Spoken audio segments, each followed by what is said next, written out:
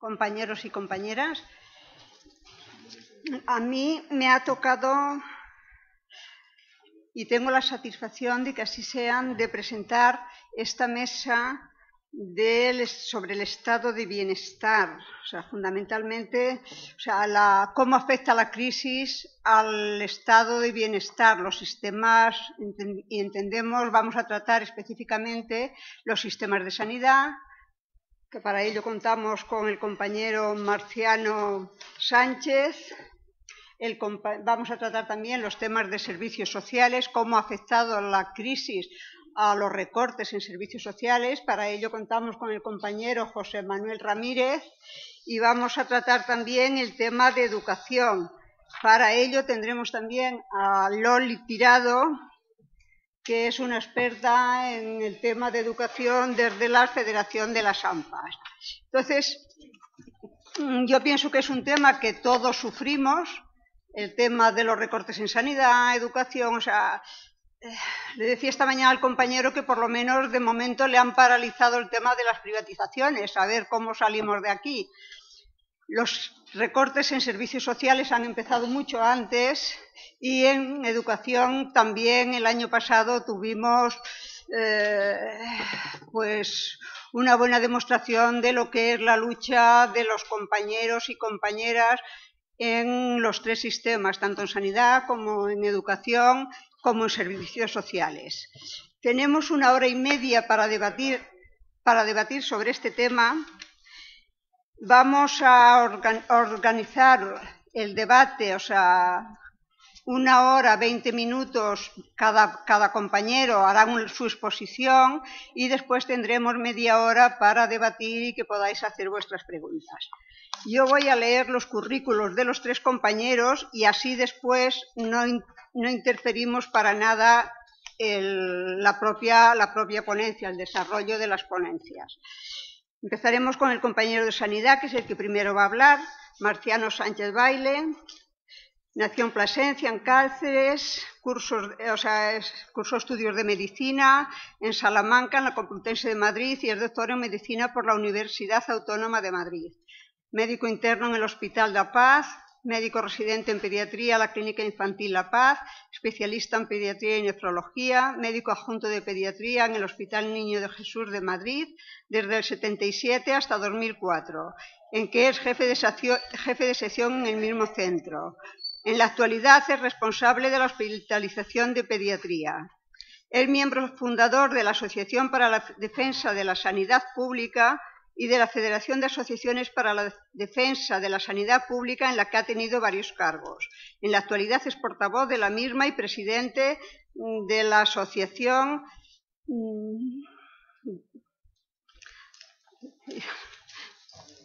por la Defensa de la Sanidad Pública. Sí, la Asociación de la Defensa de la Sanidad Pública de Madrid. También es vicepresidente internacional de la Asociación en Políticas Sanitarias Internacional. Ha publicado numerosos artículos en revistas científicas de ámbito nacional e internacional y numerosas revistas y periódicos de ámbito profesional y general. Es autor de muchísimos libros también, de una gran bibliografía en el tema de medicina. Y él nos va a hablar del tema de la sanidad, cómo afecta la crisis en el tema de la sanidad, de ese sistema. Después tenemos al compañero José Manuel Ramírez, que es un compañero que muchos conocéis, ha estado otras veces en la casa haciendo ponencias sobre el tema de la dependencia, es coautor también de un libro que la propia UGT hemos editado, es presidente de la Asociación Estatal de Directores y Gerentes de Servicios Sociales en España. Coordina los grupos técnicos de la Comisión de Servicios Sociales de la Federación Andaluza de Municipios y Provincias. Funcionario de carrera del Gobierno de Aragón, ha sido presidente oficial del Colegio de Trabajadores Sociales de Aragón, asesor técnico del Plan Concertado de Prestaciones Básicas de Servicios Sociales en corporaciones locales. ¡Qué tiempos aquellos! Ha sido durante 18 años director técnico del Organismo Autónomo Local de Marbella, Solidaria Consultor de Organizaciones, autor de diversas publicaciones sobre servicios sociales, dependencia y programación en imagen y comunicación en temas de servicios sociales. Actualmente es profesor asociado de Trabajo Social de la Universidad de Málaga. Y para hablarnos de educación tenemos a la compañera María Dolores Tirado Acemel, es presidenta de la Confederación de AMPAs Gonzalo Anaya, organización autonómica que representa 940 asociaciones de madres y padres de alumnos federadas a FAPA Castelló Peñagolosa, FAPA Valencia y FAPA Enric Valor de Alacant. Compagina este cargo con la presidencia de la Federación de la FAPA Castelló Peñagolosa, federación en la que ha formado parte de la Junta Directiva desde marzo de 2009. También ha sido vocal autonómica en Valencia, en la Confederación Española de AMPAs, organización en la que participa activamente en el Consejo de Presidencias. En enero de 2012 fue elegida por la CEAPA para representar a las madres y padres de alumnos en el Foro Internacional de Educación Sostenible, celebrado en Porto Alegre, Brasil. El pasado 17 de junio fue la primera madre en intervenir como ponente en la Comisión del Fracaso Escolar en las Cortes Valencianas. Loli Tirado es natural del Grau de Castellón, madre de 2 hijos, está vinculada al movimiento asociativo de madres y padres de alumnos desde el año 88, en que sus hijos fueron escolarizados. Formó parte del AMPA, del CEIP, de la Marina y después, y hasta la actualidad, en el AMPA del IES Miguel Peris y Segarra del Grau de Castellón. De su paso por el colegio infantil y primaria destacan la oportunidad de poder participar en el aula como madre, siempre en coordinación con las maestras que diseñaban proyectos innovadores e integradores, experiencias educativas que abrieron las puertas del centro a las familias y estimularon el interés de madres y padres en su funcionamiento. Sigue implicada en la reivindicación y en la defensa de la escuela pública, y es que desde entonces no ha dejado de participar en el AMPA, en el Consejo Escolar del Centro, en el Consejo Escolar Municipal de Castelló, y desde su entrada en la Federación y Confederación es miembro de la Mesa de Padres de la Consellería de Educación y en el Consejo Escolar de la Comunidad Valenciana. Entonces, yo pienso que, como habéis visto en los currículums, son 3 personas que conocen muy bien los sectores de los que nos van a hablar, y tendremos oportunidad a lo largo de esta hora y media de hacernos una idea más clara con lo que los compañeros nos expliquen. Marciano, tienes la palabra. Pues nada, en primer lugar, muchas gracias a todos y todas, ¿verdad?, por estar aquí. Muchas gracias a la Unión General de Trabajadores del País Valenciano, ¿no?, por haberme invitado a estar con ustedes. Y yo voy a intentar hablar del impacto de la crisis sobre la sanidad pública, que en realidad es una cosa casi inabordable, ¿no? Y bueno, yo intentaré decir algunas cuestiones y luego pues podemos discutir sobre lo que sea, ¿no? ¿Cuáles son los aspectos fundamentales de este impacto de la crisis? Bueno, pues hay un primer aspecto que tiene que ver con los recortes económicos, ¿verdad? Un segundo aspecto que tiene que ver con la contrarreforma sanitaria, el cambio del modelo sanitario en nuestro país, y un tercero que tiene que ver con el incremento de las privatizaciones. Bueno, lo primero que hay que decir es que los recortes en sanidad en concreto se han hecho sobre una idea que se ha intentado vender ante los medios de comunicación, la opinión pública, etcétera, de que nosotros vivíamos por encima de nuestras posibilidades, que gastábamos mucho, etcétera, etcétera, ¿no? Bueno, como ustedes saben, uno de los que vivían por encima de nuestras posibilidades está ahora en Soto de Real, ¿no? Y esa es la gente que vivía por encima de nuestras posibilidades, ¿no? Nosotros no hemos vivido nunca por encima de nuestras posibilidades, ¿no? Pero alguna gente, por supuesto, sí, ¿no? Y lo primero que hay que tener claro es que tenemos un gasto sanitario moderado, ¿no? Ahí tienen la comparación del gasto sanitario español, que está en esta columna, con el gasto sanitario de promedio de la OCDE y de los países de Europa. Y estos son datos del informe de la OCDE de junio de 2013, que están referidos en la mayoría de los casos a 2011, ¿verdad? Entonces, por ejemplo, pues ahí ven que tenemos un gasto sanitario total que está en la media de la OCDE, por debajo de la media europea, un gasto sanitario total en dólares en poder paritario de compra que está claramente por debajo de ambos ejemplos, ¿verdad? Que el crecimiento del gasto sanitario en España de entre 2009 y 2011 fue un decrecimiento, ¿no?, del 3,9%, mientras que en el promedio de los países de la OCDE prácticamente no se movió, el 0,02% negativo, ¿no? O sea, prácticamente nada, y en el conjunto de los países europeos el 0,99%. El gasto sanitario público en España se ha ido alejando del porcentaje típico de Europa, porque aunque seguimos todavía un poco por encima del promedio de la OCDE, hay que tener en cuenta que en la OCDE están países como Estados Unidos o México que tienen un gasto sanitario público muy bajo, alrededor del 40-50%, y eso baja mucho el promedio, ¿no? En cambio, pues ya ven que en España en el 2009 teníamos un 74,7% del gasto sanitario que era público y hemos pasado en el 2011 al 73%. No hay cifras de 2012 y 2013, sí hay cifras pero no comparativas, ¿no? Pero evidentemente hemos ido hacia atrás. Es decir, realmente lo que nosotros tenemos es un gasto sanitario público bajo. Este es el gasto sanitario público en dólares en poder paritario de compra por habitante y año. En 2011 este era el promedio de la OCDE y este era el promedio de la Unión Europea. Es decir, estábamos claramente por debajo. También se ha dicho que en España el gasto sanitario crecía mucho, pero eso tampoco es cierto, ¿no? Aquí ven el crecimiento anual en los 10 últimos años, ¿verdad? Entre el 97 y el 2007, que había tenido los países de la OCDE. Aquí ven la situación de España y aquí está el promedio de la OCDE. Si nosotros crecíamos, nuestro gasto sanitario crecía por debajo, casi la mitad, no llegaba a la mitad, algo más de la mitad, pero claramente por debajo del promedio. Y también sabemos que lo que crecía sobre todo era el gasto sanitario privado. Esto es la relación entre el gasto sanitario privado y el público en los países de la OCDE. Los que están en la curva de regresión, ¿verdad?, son los que crecerían como el promedio, y aquí está España, que nosotros estábamos creciendo por encima. Es decir, lo que crecía en España era gasto privado y no gasto público. Bien.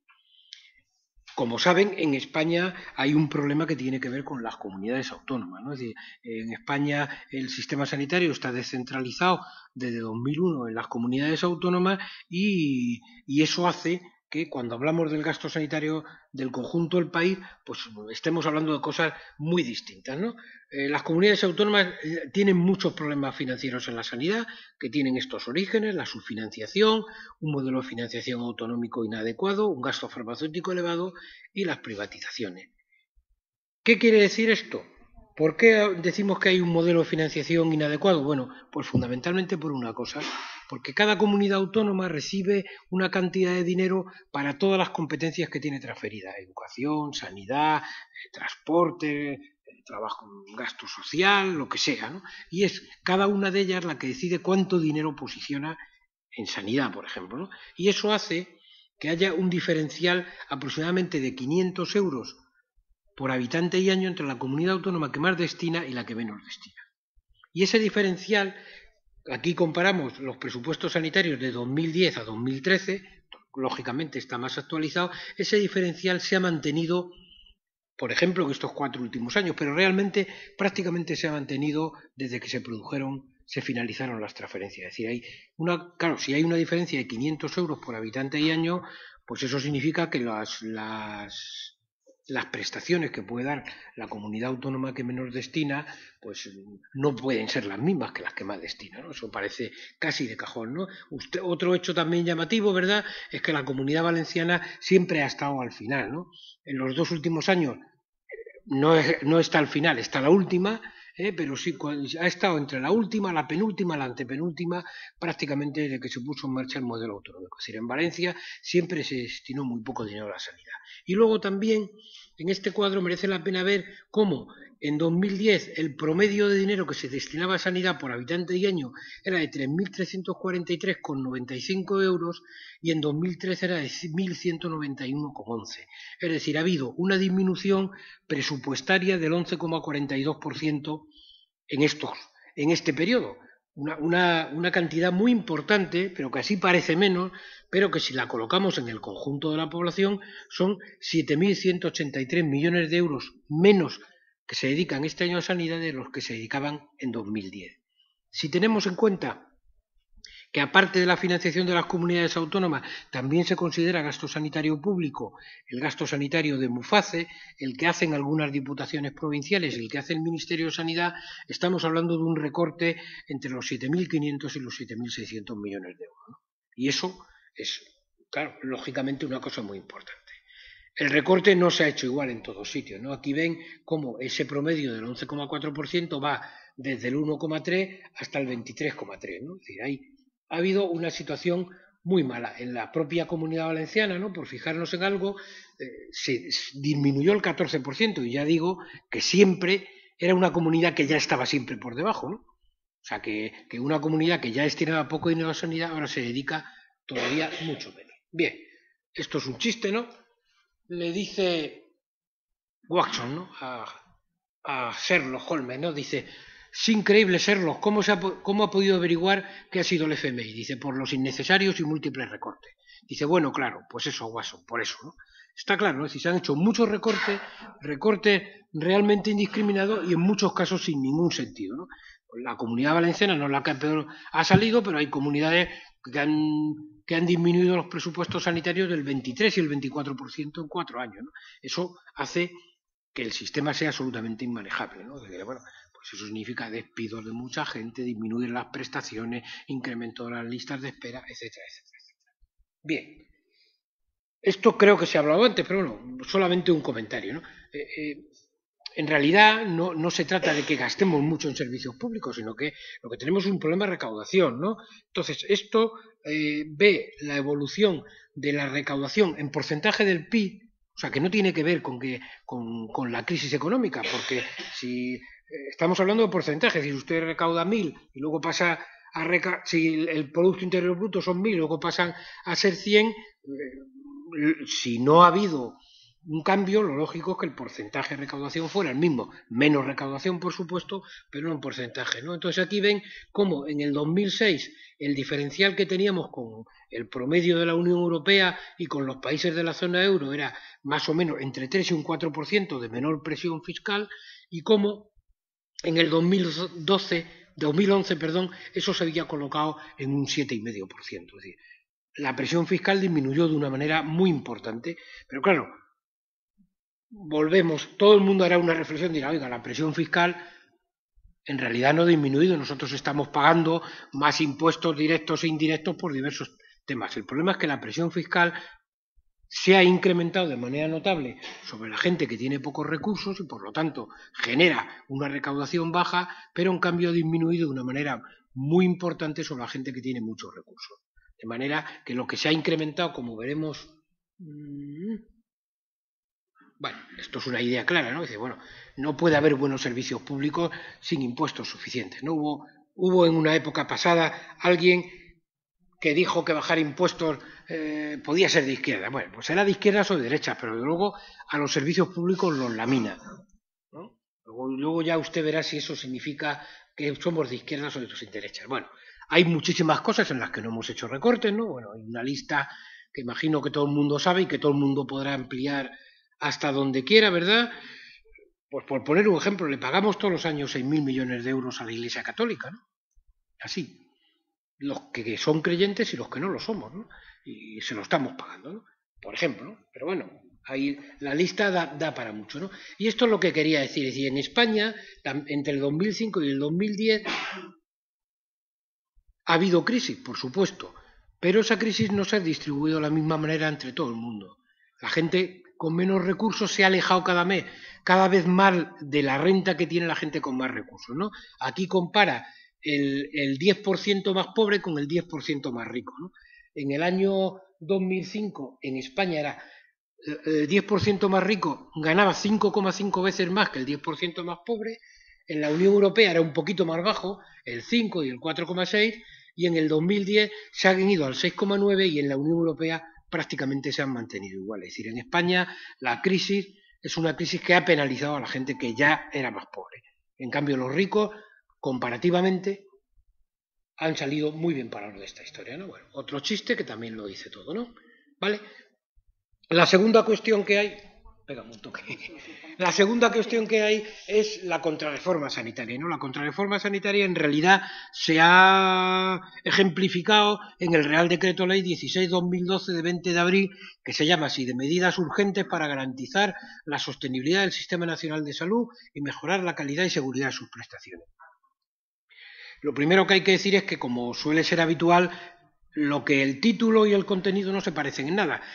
¿Entiendes? Podía decir, yo qué sé, Real Decreto Ley para que todos vayamos al cielo, ¿no? O cualquier otra cosa parecida, ¿no? Pero lo que viene detrás no tiene nada que ver con esto, ¿no? Entonces, ¿qué es lo que planteaba este asunto? Bueno, pues este asunto plantea algunas cosas que son muy importantes, que han sido muy importantes en el corto plazo y algunas cosas que pueden ser muy importantes en el medio y largo plazo.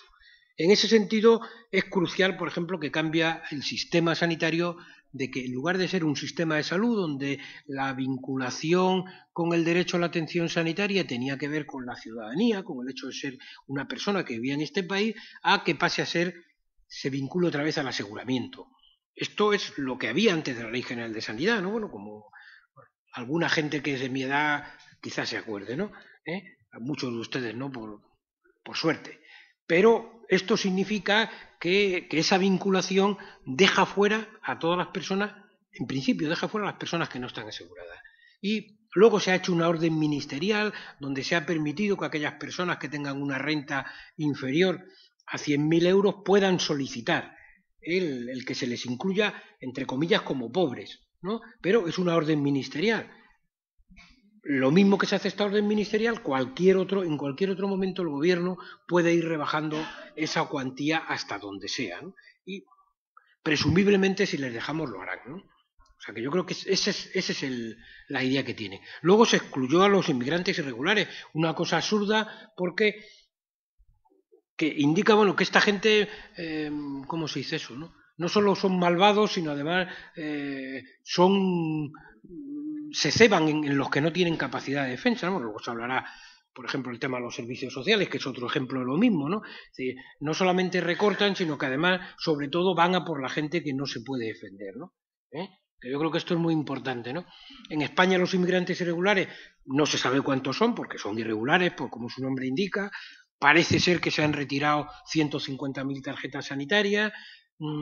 Son personas en general jóvenes y sanas con poco gasto sanitario, que eso sí está demostrado, y también es un grupo social en disminución, ¿no? Porque en la medida de la crisis, pues la gente en cuanto puede se va, ¿no? Como es lógico, ¿no? O sea, España ya ha dejado de ser un foco de atracción, ¿no? De inmigración, y los irregulares que entran, muchos utilizan España como una autopista, ¿no? Para ir a Francia, Alemania o a cualquier otro sitio de la Unión Europea donde todavía pueden encontrar trabajo, ¿no? La siguiente cuestión es que se realizó una revisión en la cartera de servicios que todavía no se ha llevado a la práctica, ¿no? Todavía no se ha llevado a la práctica, pero que ya está amenazada, ¿no? en estas cosas, ¿no? Y esto es un ejemplo de cómo nada de lo que se planteaba ahí era urgente, ¿no? Porque lo que se quería dar un golpe para destrozar el sistema público sanitario, ¿no? Y este cambio en la cartera de servicios hace que la cartera de servicios actual esté configurada en 3 bloques: una cartera básica que es gratuita, una cartera complementaria y una suplementaria, que estas dos son de copago. En la cartera básica todavía no se ha sacado nada, pero ya está en marcha el rodillo de sacar, ¿no? Entonces ya saben pues que lo que se quiere sacar es, por ejemplo, el tema de la fecundación in vitro. Como también tienen un componente ideológico importante, es previsible que lo primero que salga a la cartera de servicio, todo lo que tenga que ver con la salud sexual y reproductiva, interrupción voluntaria del embarazo y tal, porque, bueno, al fin y al cabo son sus convicciones, ¿no? Que quieren imponer al resto de la población, ¿no? Pero por esa vía se puede adelgazar tanto la cartera de servicios que se quede en nada o en casi nada, ¿no? La tercera cuestión son los copagos generalizados, ¿no? Se establecieron copagos generalizados en farmacia, en transporte, en dietas y en prótesis y órtesis. El de farmacia ya está implantado en todo el Estado, que se hizo además de manera muy diferente en cada comunidad autónoma, ¿no? Como saben, hay las comunidades autónomas que tienen el sistema informatizado. Cuando vas a la farmacia salta el tope, ¿no? Por ejemplo, en el caso de los pensionistas y tal, que son Galicia, Andalucía y Extremadura. Las que algunas otras por ejemplo en Madrid, han articulado un sistema de que te dan una especie de cartilla donde vas sellando tal, y hay otras donde simplemente la gente paga el 10% y 6 meses después les devuelven el dinero, ¿no? con lo cual, pues evidentemente se produce una barrera muy importante en el acceso a los medicamentos de la gente que tiene poco dinero. Y coincidiendo con esto, se retiraron 417 medicamentos de la financiación pública, medicamentos que, lógicamente, bueno, pues eso, ¿no? Lógicamente, Farmaindustria inmediatamente, como pasaron a ser de precio libre, les incrementó el precio, ¿no?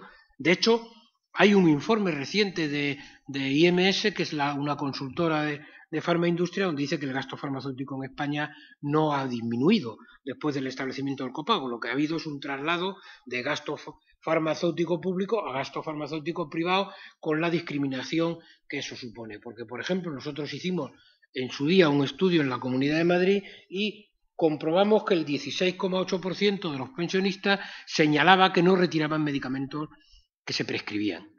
Y sobre eso no hay ningún estudio en el Ministerio, ¿no? El Ministerio siempre dice, pero hay algunos indicios, ¿no? Porque los datos de recetas de la Seguridad Social ha habido una disminución del número de recetas, que no quiere decir que los médicos hagan menos recetas, porque eso, salvo donde hay un sistema informatizado, no se sabe. Solamente se saben las recetas que se retiran de la farmacia, ¿vale? Bien, aquí por ejemplo una entidad empresarial de farmacéuticos decía que había 200 millones menos de recetas que se habían prescrito pero no se habían retirado.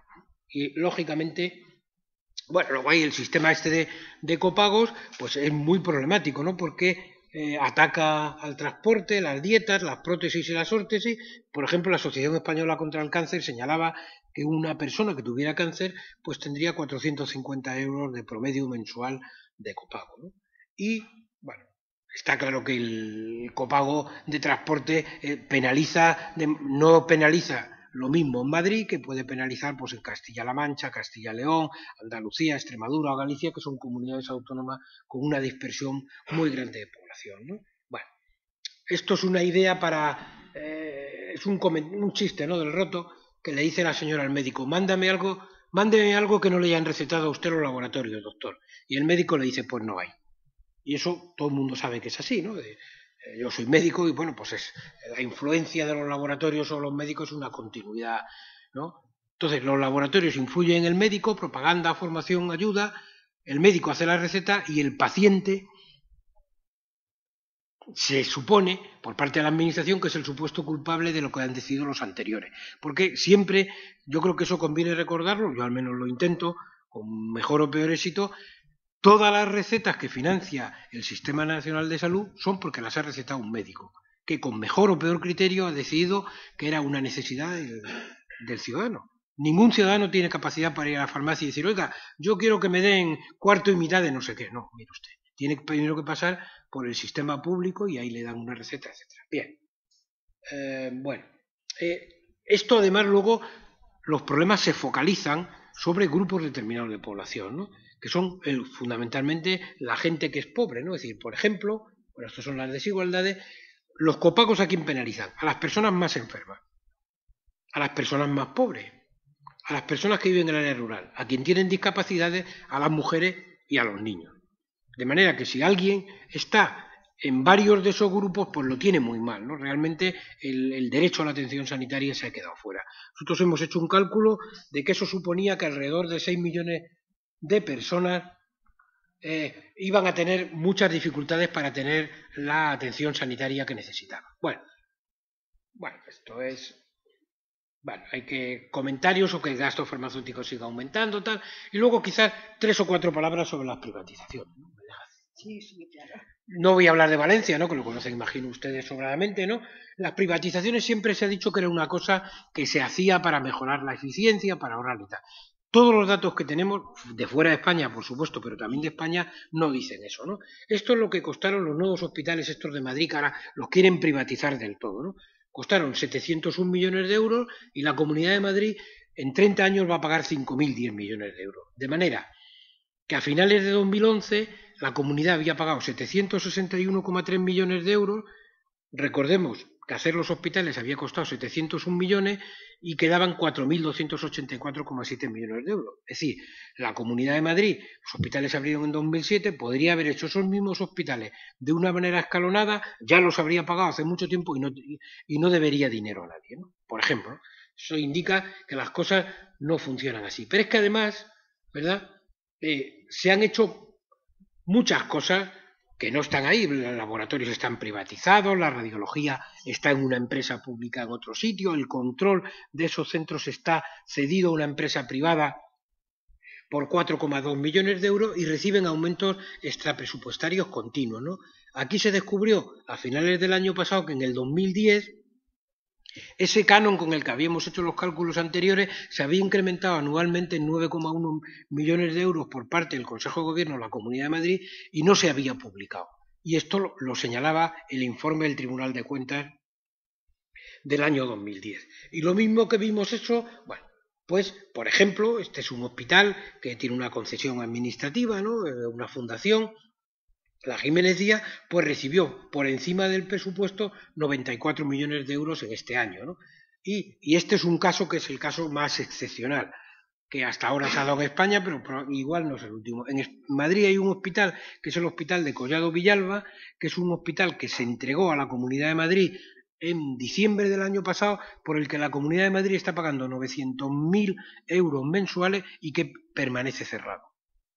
Como ven, es la mejor forma que podemos tener de rentabilizar y mejorar la eficiencia del sistema sanitario público, ¿no? Compramos un hospital que además lo mantenemos cerrado por si acaso. Y esto no solo pasó en Madrid, ¿no? Esto pasa en todos sitios. Este es el diferencial que hay entre el coste del Hospital de Vigo por gestión tradicional y lo que está costando el modelo PFI que se ha puesto en marcha, ¿no? O sea, entre 331,7 millones de euros y 1.566 millones. Y además, que en el caso de Vigo, además es un caso curiosísimo, además ha resultado que las empresas, los bancos a los que pedía el dinero, las empresas constructoras, como quebraron, que eran Caja de Ahorros del Mediterráneo, que quizás la conocen, y Novacaixa Galicia, pues esas empresas, como quebraron, no les dieron los créditos, entonces se quedaron con créditos y el hospital está paralizado. De manera que la Xunta de Galicia ha pedido un crédito al Fondo Social Europeo para estas empresas intermediarias que van a construir el nuevo hospital. O sea, todo una cosa tremenda, ¿no? Bueno, y esto hay muchísimas cosas, ¿no?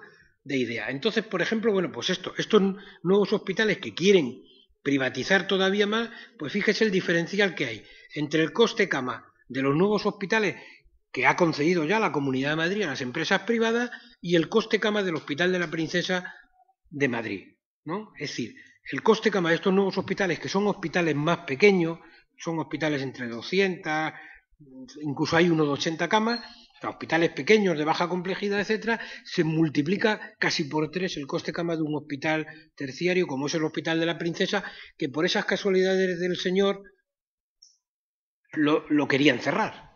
Porque claro, estos escándalos es mejor que no se conozcan, ¿no? Si tenemos un hospital rentable, mejor lo cerramos y le damos la concesión a hospitales que son mucho más caros, ¿no? Porque así la cosa funciona, ¿no? Bueno, esto en Inglaterra se conoce exactamente lo mismo, ¿verdad? Y ya sabemos lo que sucede, ¿no? Las privatizaciones incrementan los costes de manera exponencial, empeoran la calidad de la atención sanitaria, reducen el personal y además lo precarizan. Es decir, las nuevas empresas que han entrado en los hospitales de Madrid les ofrecían al personal que había allí unos contratos con 2 horas y media más de jornada laboral mensual y 300 euros menos. Que es, bueno, claro, o sea que son insaciables, ¿no? Las empresas, ¿no? Y luego ya además ahí están los escándalos que se han producido a mayores, ¿no? Como el hecho de que la concesión a IMA San Pablo se ha hecho a un CIS que corresponde a SACIR Vallehermoso, todo lo que quieran, ¿no? O sea que ahí ha habido todo tipo de tropelías y bueno, eso es un poco lo que justifica esta historia. Decía que iba muy bien, no tan bien. Parece que hay otro juzgado que ha dicho que no lo paraliza. O sea que ahora irán a unificación de doctrina y tal. Bueno, yo creo que en los juzgados hay que tener una confianza, bueno, no se lo tengo que contar a ustedes, ¿no? Una confianza pequeña, ¿no? A veces se consigue algo, pero la mayoría de las veces, pues al fin y al cabo, ¿cómo es eso? Los órganos judiciales pues representan el sistema de poder de cualquier país, ¿no? Y el sistema de poder está claro quién quién lo tiene, ¿no? ¿Verdad? Bueno, fuera de España hay muchas pruebas, ¿no?, de que se deteriora de manera muy importante el funcionamiento del sistema, que aumenta la mortalidad, la morbilidad, etcétera. En España, pues todas estas cosas han hecho que las listas de espera se disparasen, incluso las listas de espera maquilladas, porque las listas de espera reales, nosotros tenemos la impresión, al menos en Madrid, en Galicia y en varios sitios, de que superan claramente las cifras oficiales, ¿no? ¿Por qué se quiere privatizar? Bueno, primero porque hay un grupo que son fundamentalistas del mercado, ¿no? Gente que cree, en lugar de creer, yo qué sé, en cualquier otra cosa, pues cree que el mercado funciona de tal manera que puede resolver todas las necesidades de los individuos, y es más, que la intervención del Estado es negativa y que es burocrática, ineficiente, etcétera, etcétera, ya lo sabéis. Luego porque hay los intereses de las grandes multinacionales que están muy interesados en el sistema sanitario público, porque hay muchísimo dinero en juego, ¿no? El presupuesto sanitario español, a pesar de los recortes, son 53.000 millones de euros. La gente que ya no hace negocio en el ladrillo ni en la especulación ha encontrado ahí un foco de rentabilidad muy importante, ¿no? Y luego porque hay una serie de sinvergüenzas que quieren aprovecharse del asunto y colocarse, ¿no? En Madrid, en Cataluña, en Valencia, imagino que en todos sitios, ¿no? Esta es la historia, ¿no? Confluyen los tres temas y entonces la cuestión es bastante complicada. Como es lógico, esta gente luego aparece en los papeles de Bárcenas, hacen todo lo posible, vale, en que nadie sepa nada más. Por ejemplo, las empresas que llevan los hospitales de Madrid se han deslocalizado, se han situado en las Islas Caimán para que nadie conozca ni los consejos de administración, ni pueda hacer ningún tipo de control sobre ellas, etcétera, etcétera. Bien, yo no quiero ser nada pesimista porque creo que no se debe ser pesimista, ¿no? Yo creo que una de las cosas positivas de este asunto es que ha habido una gran publicidad sobre ello, ha habido una gran movilización, al menos en el área de sanidad, en Madrid, una movilización muy importante, y eso yo creo que también ha paralizado algunas de las iniciativas que se querían llevar a cabo. Realmente hay algunas cosas que van adelante, pero otras muchas que también se querían hacer y estaban en el plan inicial, no se están llevando adelante, ¿no? Nada más que eso, ¿no? Yo creo que eso ustedes lo saben mejor que yo. Lo único que puede garantizar unos buenos servicios públicos es una buena movilización social y la capacidad de la mayoría de la población para hacer valer sus derechos, ¿no? Y nada más, gracias, y lo siento mucho porque me he pasado mucho, ¿no?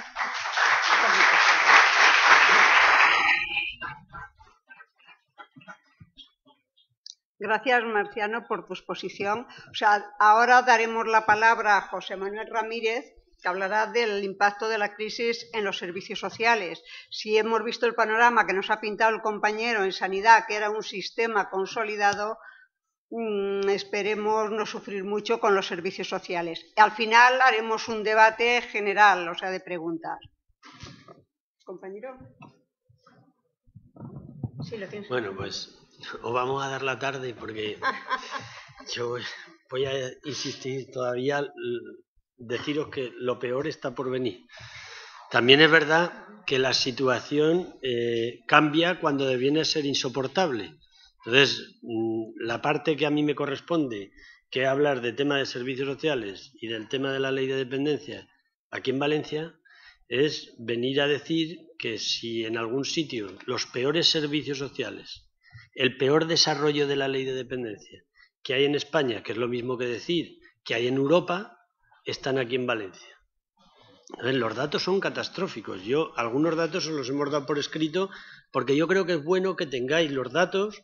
Es ese folleto que os hemos entregado, donde el índice DEC, hay un folio donde están los datos de Valencia. Si os fijáis en esos datos es que son demoledores.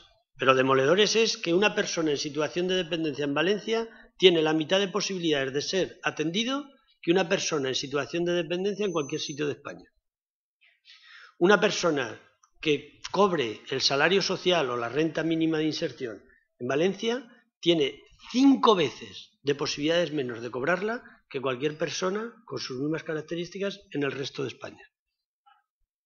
Entonces, los datos son espantosos en España, pero especialmente en Valencia, con lo cual decía que después de escuchar a Marciano este tema, aprovechando tu nombre, si me dejas, si viniera un extraterrestre aquí a Valencia y cogiera la página web del gobierno catalán, del gobierno valenciano, ¿no?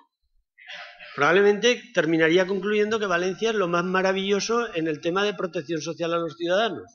Pero claro, una cosa es lo que pone en la página web y otra cosa es que os aseguro que decenas de miles de personas, miles de valencianos y valencianas han muerto esperando a ser atendidos, aun habiéndosele reconocido el derecho a ser atendidos por la ley de dependencia. Y esto no escandaliza a nadie, porque claro, para escandalizar a alguien, esos gobernantes que tenéis tendrían que tener alma o vergüenza, pero ni tienen alma ni tienen vergüenza. Entonces, esto está sucediendo aquí en Valencia y los datos son demoledores, pero los contrarrestan con eufemismos y mentiras y propaganda, mucha propaganda. Por eso es necesario el meter en la agenda pública el tema de los servicios sociales y la ley de dependencia.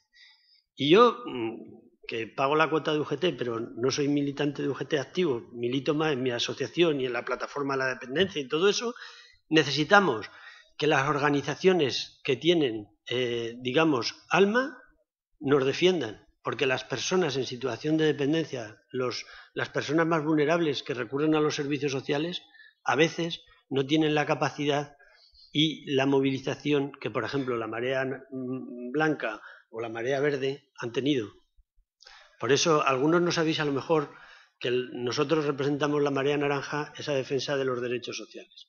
Yo voy a hacer mi intervención en 3 grandes apartados. Como me dijo Petra que hiciera así un análisis general, yo os voy a decir que los servicios sociales en este país se fundamentan en 2 pilares claves. Uno es la ley de dependencia, porque la ley de dependencia genera un derecho subjetivo de ciudadanía. Lo recordaba Marciano y tenía razón, yo soy de los que no tenían sanidad. Cuando la Ley General de Sanidad, mi padre era un pequeño agricultor que cotizaba a la seguridad, no cotizaba a la seguridad social, era un pequeño agricultor de Zaragoza. Entonces yo nací en el Hospital de Beneficencia. 6 millones de pobres cuando la Ley General de Sanidad entramos al sistema. Lo mismo pasó con las pensiones no contributivas. Yo gestioné las pensiones del FONA y del FAS, que entonces existían. No había presupuesto y decía, espérese que se muera en este invierno y en enero que habrá crédito le damos la pensión. Que, por cierto, han cambiado. Esta gente hace determinadas actuaciones que son claves. Por primera vez, en el presupuesto de este año, las pensiones no contributivas no están en la Seguridad Social, están en el presupuesto general del Estado. Más fácil recortar. ¿Entendéis? Pero eso nadie se da cuenta, ni es noticia, pero eso es muy vulnerable ya ese presupuesto. Pero yo venía a hablar de eso, del sistema de la dependencia que genera ese derecho subjetivo. Una segunda parte eran los servicios sociales de proximidad, los servicios sociales de las corporaciones locales, los servicios sociales que están en los ayuntamientos y que atienden las necesidades más básicas de información, de convivencia, de inserción social. Bueno, pues ahora está en el trámite parlamentario la reforma local. La reforma local destruye ese sistema, lo destruye. Va a haber un recorte aproximado de 1.800 millones de euros en este tema. Y aquí todavía, fijaros si es grave lo que ha planteado Marciano del tema de la privatización, pues en nuestro tema todavía es más grave. No hay privatización. Cuando hay algunos compañeros que hablan de la privatización están equivocados. No utilices ese término para los servicios sociales. Hay destrucción. Hay destrucción. No va a haber servicios. Muchos de los servicios que prestamos los servicios sociales, como es la ayuda a domicilio, está prestado a través de empresas privadas. Lo que pasa es que tiene carácter público, porque se definen en 3 cosas. El acceso es público, la prescripción es pública y el seguimiento y la inspección es pública. Lo hacemos trabajadores, funcionarios públicos. No nos importa que lo gestionen otras empresas. Este sistema se destruye y por eso ahorran 1.800 millones de euros. En el plan de reformas que ha presentado el Gobierno de España a Europa, se ahorran en la reforma local 8.000 millones de euros. Casi un tercio es de servicios sociales. Se van a cerrar 900 y pico residencias municipales o provinciales. Aquí os quedan muy pocas, solo 18. Se van a cerrar los servicios de ayuda a domicilio. Se van a desatender alrededor de 7 millones de usuarios de servicios sociales. y se van a despedir a 70.000 trabajadoras, fundamentalmente auxiliares de hogar. El servicio de ayuda a domicilio que prestan las auxiliares de hogar, que cobran 900 euros y que atienden a la gente más vulnerable, fundamentalmente personas mayores, que viven en su entorno, eso desaparece. En Madrid, que también son unos adelantados, ya han quitado el servicio de ayuda a domicilio, ya no existe. Entonces, voy a hablar de lo que sería la ley de dependencia, voy a hablar de lo que sería la reforma local y voy a plantear un panorama que, una de dos, o esto lo defendemos o se va a producir una quiebra de la cohesión social. Lo que pasa es que la quiebra de la cohesión social no va a ser estilo de manifestación y de Puerta del Sol y una bronca y una revolución, no. La quiebra de la cohesión social va a ser con mucho sufrimiento, con mucho dolor. Va a haber mayor asentismo escolar, va a haber más fracaso escolar, va a haber más alcoholismo, va a haber más malos tratos a la mujer, va a haber más depresiones en las familias, va a haber más suicidios. Así es como se va a plantear esta quiebra de la cohesión social, porque hay cientos de miles de personas que están en el precipicio de la exclusión social. Y no es lo mismo ser pobre que ser excluido socialmente. Yo tuve un minuto de gloria para hablar con Guindos una vez, con el tema de los desahucios. Y me dijeron, solo puedo decir una idea. Y yo intenté explicarle la diferencia que había entre pobreza y exclusión. De la pobreza se sale. A ti te despiden, a mí me despidieron, encuentras trabajo y vuelves a no ser pobre. De la exclusión social se tardan más de 10 años a salir. Cuando hay una persona que le quitan la casa, que lo tira a la calle, que deja a los niños, que empieza a haber problemas de depresión, que empieza a haber problemas de alcoholismo, malos tratos, etcétera, recuperar esa familia cuesta más de 10 años. Además de ser cruel y desalmado, es antieconómico. Se gasta muchísimo dinero. Bueno, pero voy a seguir con la ponencia. Esto es una foto de la sopa boba, ¿os acordáis? De lo que era antes la beneficencia. Y es bueno saber de dónde venimos. Mirad, venimos de esto. Veníamos de la beneficencia. Veníamos de una época donde la beneficencia suponía la atención a las personas y se atendía a través de la caridad, ¿no? Lo que pasa que después de esa beneficencia, ¿os acordáis de esta cartilla? Esto es una cartilla de pobres. Existían cartillas de pobres. Eso que ha dicho el compañero Marciano sobre el tema de quiero ser pobre para que me atiendan. Esas cartillas, yo que no soy muy viejo, que estoy entre 50 y muerto, he hecho cartillas de esas. Quiere decir, bueno, tengo 52 años. He hecho cartillas de esas. Entonces, quiero decir que esto se puede reproducir. Nuestros primeros pasos fue el Plan Concertado de Prestaciones Básicas, fue desarrollar los servicios sociales para toda España. Fue la época de los años 80, donde todo ese tiempo se montaron esas tres estructuras para que la gente accediera a los recursos sociales.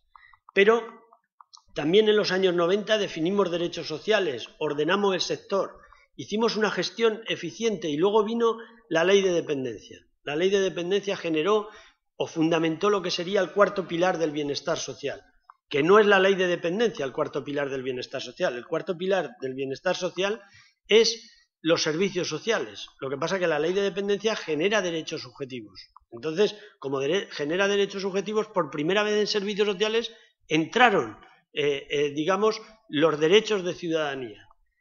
Pero hay que tener en cuenta que todas las personas en situación de dependencia son usuarios de los servicios sociales. Pero no todos los usuarios de los servicios sociales son personas en situación de dependencia. Este concepto hay que tenerlo en cuenta.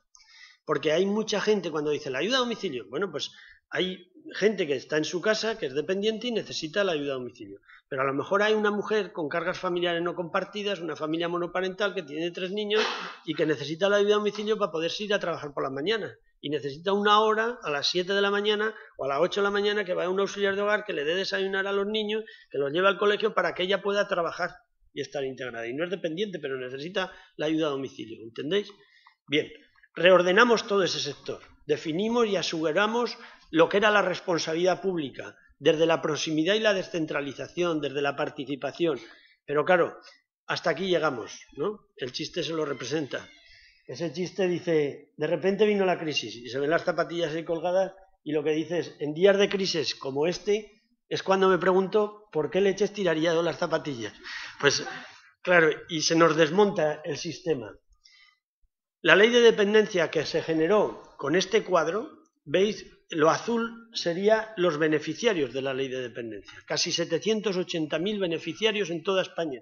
Lo rojo sería el limbo de la dependencia, es decir, serían aquellas personas que se les ha reconocido el derecho y que no se les ha prescrito el servicio que tienen derecho.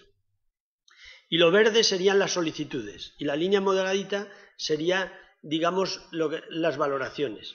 Si veis, a partir del gobierno de Rajoy, que él dijo, en un titular en El País, dijo, la ley de dependencia es inviable o insostenible. Coño, que va a ser la única promesa electoral que cumpla. Desde entonces se la ha cargado.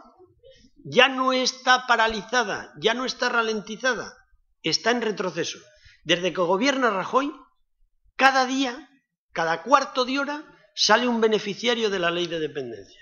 Desde que gobierna Rajoy, cada día, 200 personas se les quita el derecho de ser atendidos.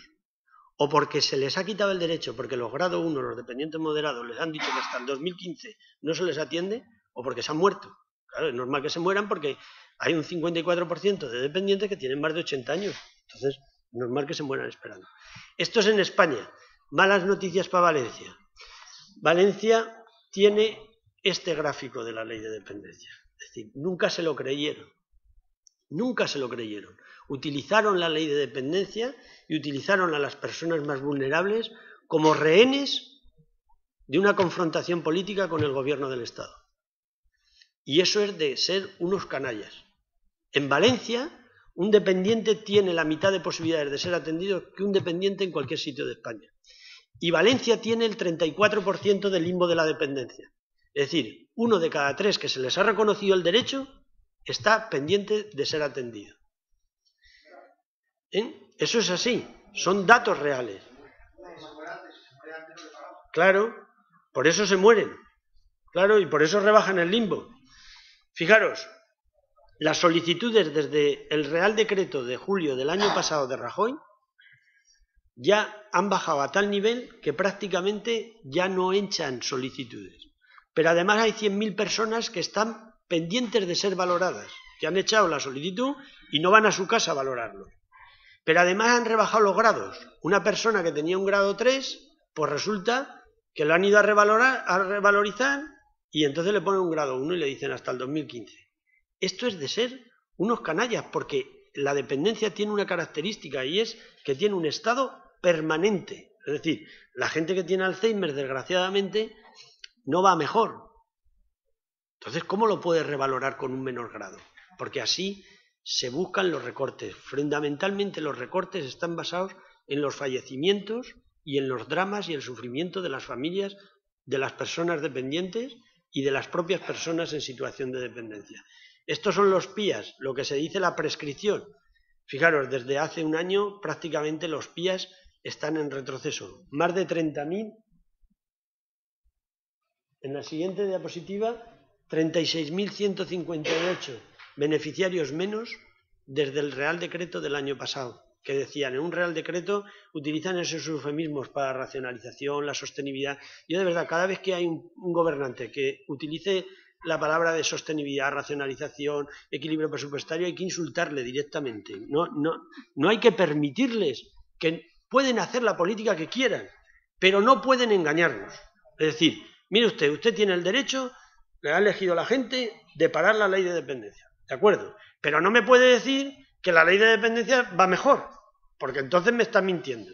Y esto, con la propaganda que ellos tienen, están intentando que esto funcione. Todos estos datos son oficiales y toda esta ponencia se la pueden quedar a aquel que le interese para utilizarlo, tanto los datos de España como los datos de Valencia.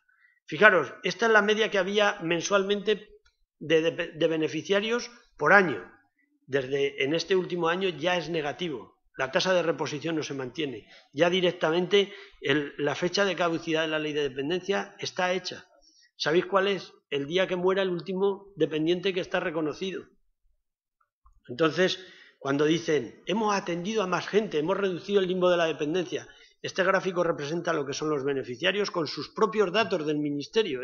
Estos datos están sacados del Ministerio de Sanidad y Servicios Sociales, que a su vez los da la Comunidad Valenciana y todas las demás comunidades valencianas.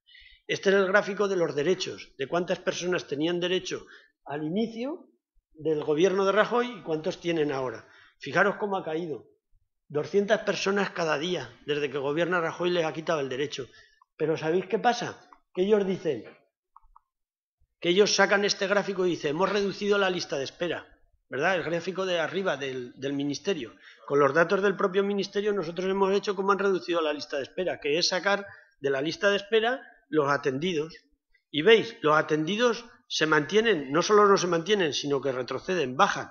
Sin embargo, baja la lista de espera. ¿Por qué? Porque el primer decreto, real decreto que hizo Rajoy fue quitar el derecho a los grado 1, con lo cual sacó más de 160.000 personas de la lista de espera. Entonces ya no tienen el derecho, pero no tienen el derecho porque les estás atendiendo, sino porque los han mandado a su casa. Y luego durante todos estos meses se han ido muriendo. Este es el gráfico anterior. Todos los meses, desde enero a julio, se han muerto 59.000 personas en situación de dependencia. Entonces, conforme se van muriendo, claro, van saliendo de la lista de espera.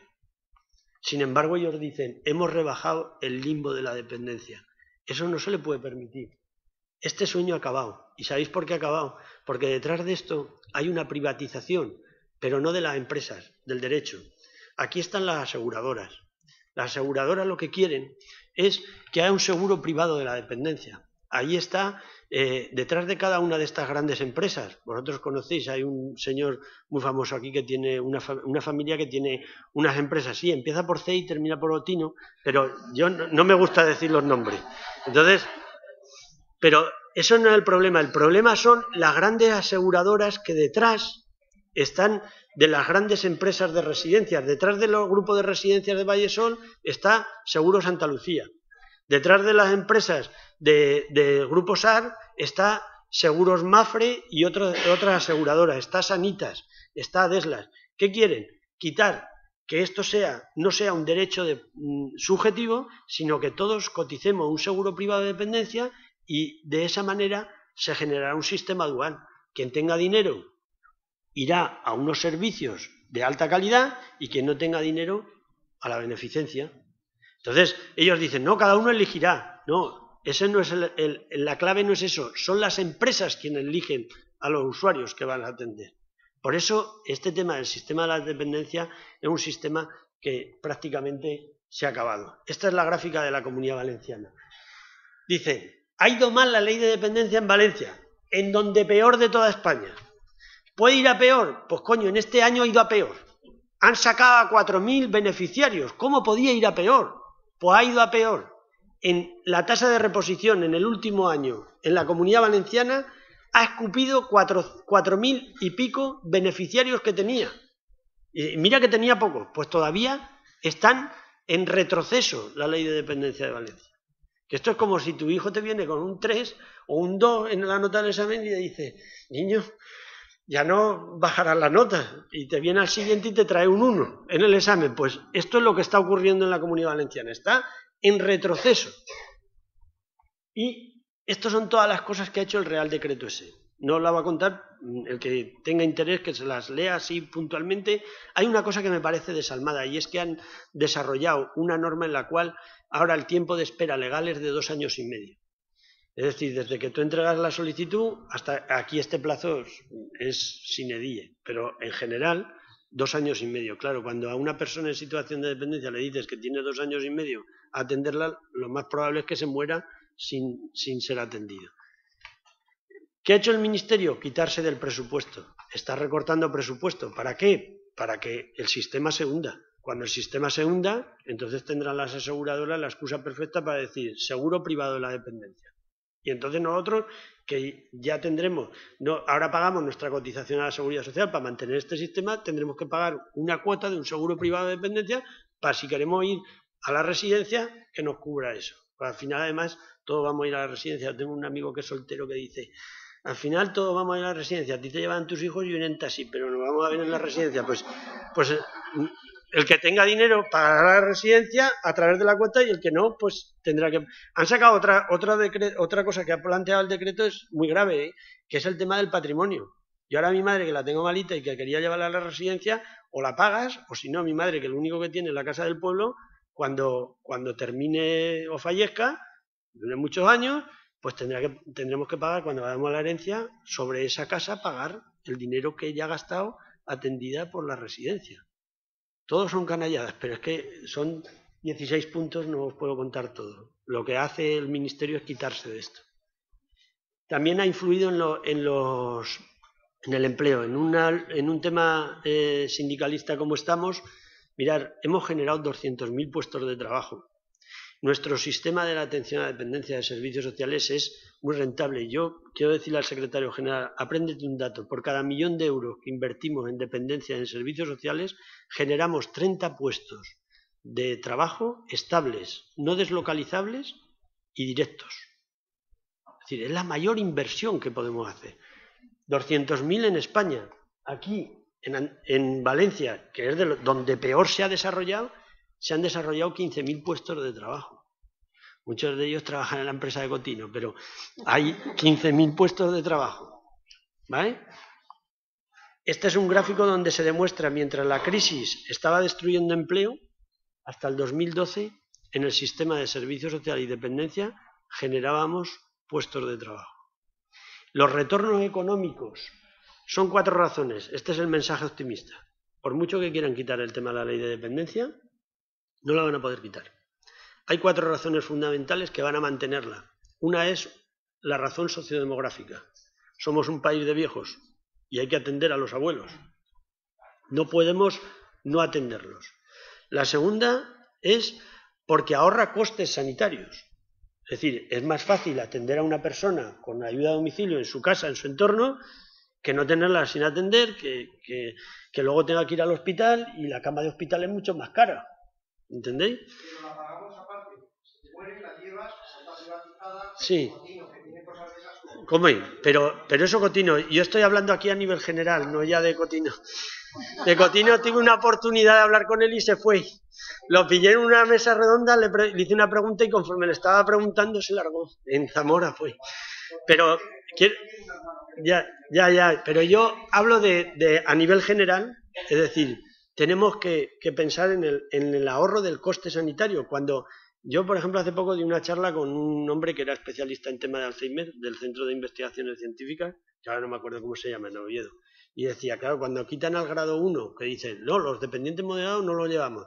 Pues es que es muy rentable atender a los dependientes moderados de grado 1 con Alzheimer, porque nos sale muy barato.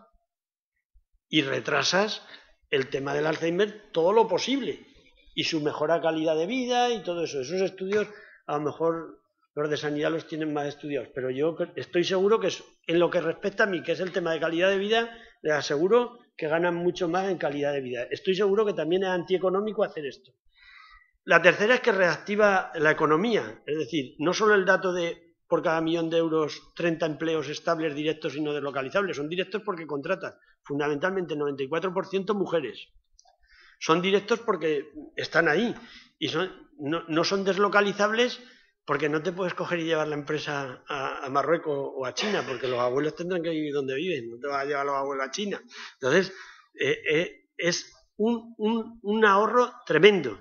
Pero además es que producen unos retornos del 40% en virtud de los impuestos de IRPF, de Seguridad Social y de IVA. Es decir, de cada euro que invertimos, 40 céntimos retornan al Estado otra vez. Con lo cual, es que es absurdo. Y la última razón sería, pero esta razón solo es para la gente que tiene, los políticos que tienen alma, que es de justicia social. Es decir, hay que atenderlo.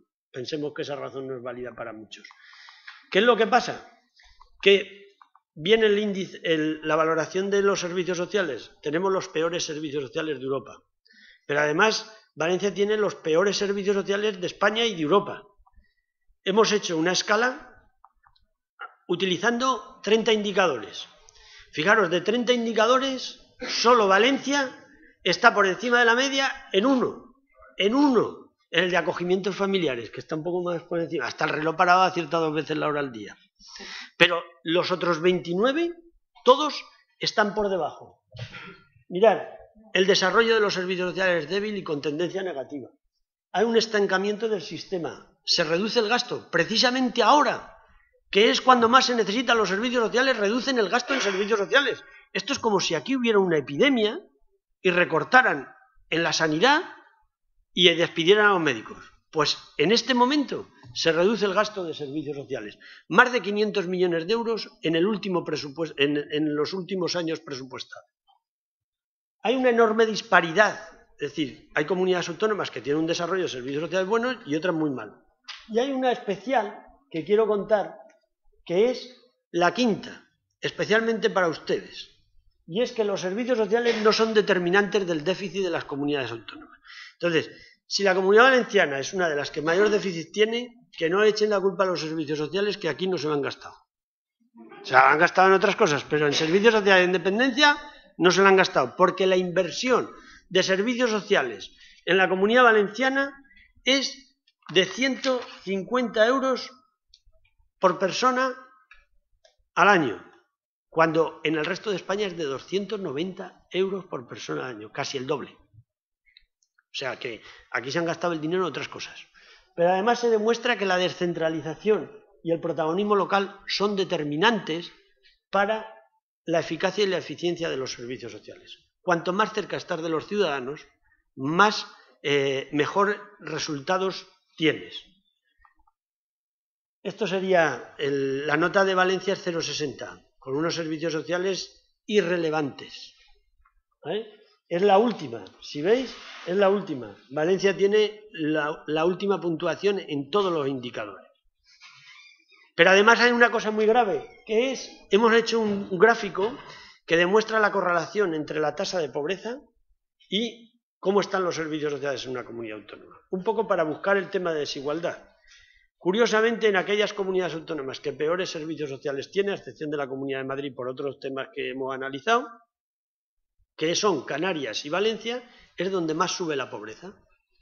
Cogiendo los indicadores de desarrollo humano por comunidades autónomas y el desarrollo de los servicios sociales, se comprueba que aquellas comunidades autónomas que tienen mejores servicios sociales más tardan en aumentar la desigualdad y la tasa de pobreza. Lo veis en estos gráficos, no tengo tiempo, con lo cual me voy muy rápido, ¿no? Pero estos son los datos de Valencia, que a veces viene bien tenerlos para que por lo menos decir, mira, es que son datos que no se sostienen. Yo hablé una vez con una persona de aquí, bueno, por llamarle algo, de aquí del gobierno de Valencia, lo de persona me refiero, y me decía, es que los indicadores que habéis escogido, digo, es que no dais ni uno, colega, es que ni uno, si fuera a decir, es que habéis manipulado los indicadores, habéis ponderado un dato de no sé qué, tal, pero es que ni ponderando, es que no hay ni un solo dato donde la Comunidad Valenciana esté por encima de la media nacional, en ni uno. Este es el gráfico tridimensional que demuestra el esfuerzo, los derechos y la cobertura en Valencia. No existe. Lo ideal sería tener una pirámide como la que tiene, por ejemplo, el País Vasco, Navarra, incluso Castilla y León, que sea un triángulo, de alguna manera, con una base, con un área muy grande y que sea equilátero. En Valencia es que no existe, es que no hay nada. Y luego lo del tema de la reforma local, como no me da tiempo, solo voy a decir que es el mayor ataque a la democracia. Es la ley más ultraliberal que va a sacar este gobierno. Es vaciar de poder los ayuntamientos. Y esto significa que aquí, en España, van a haber 70.000 personas que se van a ir al paro, 2 millones de personas que van a estar sin servicios y aproximadamente un recorte de 1.800 millones de euros. No os cuento todo esto, pero sí que me gusta contaros los datos de cómo afecta a Valencia. Lo digo para el argumentario que vosotros tengáis. Deciros que los recortes aquí, en la Comunidad Valenciana, van a suponer 82,8 millones de euros, que aproximadamente va a haber 24.000 usuarios del apoyo a la familia, 15.476 de ayuda a domicilio, son todos datos oficiales, que se van a ir al traste, que no van a tener ya estos servicios con la ley de régimen local, y que va a suponer que prácticamente más de 3.000 trabajadores se vayan a la calle, fundamentalmente auxiliares de hogar. Proteger a las auxiliares de hogar. Es importantísimo que estas mujeres que generalmente tienen un contrato bueno, pues como lo tienen, que es de poco dinero, son imprescindibles protegerles. Y no me da tiempo a más, con lo cual lo que sí que os voy a decir que todas aquellas cosas que parecían tan lejanas parece que vuelven y que se podían volver a repetir y que necesitamos de alguna manera argumentar para que estos datos, esto fue una escenificación de una sopa boba que hicimos en Zaragoza, representamos, parecen fotos antiguas, pero lo hicimos el año pasado para reivindicar, para la gente que no sabía lo que era la sopa boba. Y es importantísimo que de alguna manera tengamos la posibilidad de meter esto en la agenda pública, es decir, tenemos que meter esto en la agenda pública, tenemos que ser capaces de donde se gobierna hacer cosas distintas a las que hacen otros, ¿no? Y luego tenemos que aprender el discurso. Es muy importante que la gente entienda que nos estamos jugando la cohesión social y que aquellas personas que reciben estos servicios son las personas más vulnerables de la sociedad. Muchas gracias.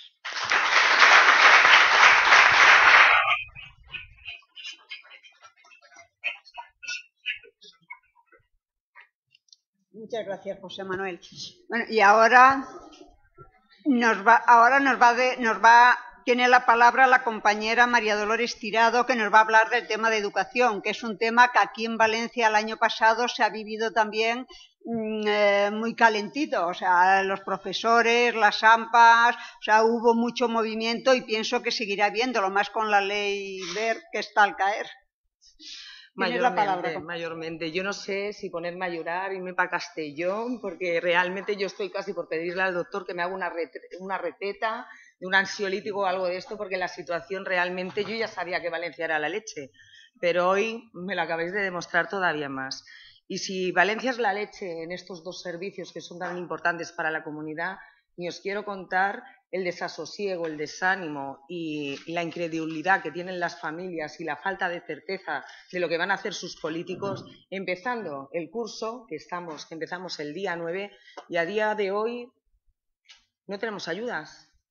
O sea, como ha dicho el compañero finalizando, cuando más se necesitan las ayudas, menos recursos tiene la sociedad. Y como ha dicho el compañero, todos estamos pagando y cada vez pagamos más impuestos y percibimos menos servicios de esta administración que debía velar por los intereses de todos los ciudadanos. Yo creo que todos vosotros, por las caras que os veo, sois papás y mamás o tenéis primos, sobrinos que van a la escuela y sabréis perfectamente la situación que están viviendo las familias. Yo esta mañana iba a venir, pero soy de un AMPA y me gustaría empezar por eso. Yo casi que toco todos los palos. Hoy he hecho de asistente social con muchas familias que han venido y cuando les planteas que un lote de libros cuesta 220 euros, me dicen, ¿cómo libros? Es imposible que puedan hacer frente al coste de los materiales escolares. Uno de los primeros recortes que la Administración ha puesto, porque os recuerdo que llevamos 2 años las familias valencianas sin percibir las ayudas que tenemos concedidas y publicadas en el BOE. No las hemos visto. Ahora nos sale la consellera que este año nos las va a pagar, pero ¿nos va a pagar cuáles? Las dos, la primera que nos debe o nos las va a pagar todas, porque no lo tenemos claro. La consellería no es clara nunca a la hora de hablar y de apalear la problemática que tienen las familias. Eso en primer lugar. ¿Qué está pasando también? Porque a mí me cabreó mucho el año pasado. Oye, casi nos interesa más irnos a todos al bingo. Los impuestos que se pagan por ir a un salón de estos, a un casino, son más baratos que el material escolar de nuestros hijos, que el año pasado nos lo subieron y nos pegaron la cañada padre.